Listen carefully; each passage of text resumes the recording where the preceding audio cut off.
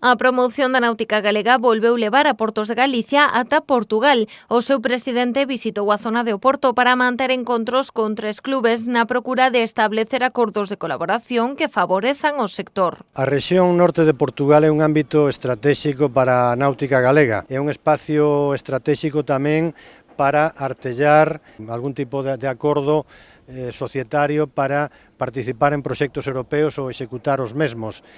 Tamén é un lugar magnífico para poder acadar acordos de intercambio de flotas no marco de proxectos ou programas como pode ser pasaporte por escalas. O obxectivo final é, segundo explican dende Portos, atraer a Galicia novos navegantes portugueses.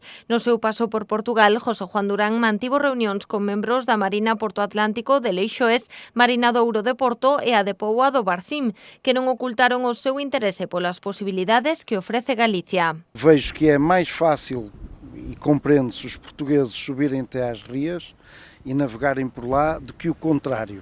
Eu percebo, se eu morasse ou navegasse nas rias, também dificilmente me iria expor ao Atlântico aberto, não é? É muito mais agradável navegar ali em águas resguardadas. Estes encontros desenvolvéronse no marco dos proxectos europeos nos que participa o ente autonómico Ecodestin e Capitén, que buscan potenciar o destino turístico Galicia, norte de Portugal. Hai accións de carácter estratégico que teñen que ver moitísimo con isto que estamos comentando ao nivel de colaboración e de cooperación.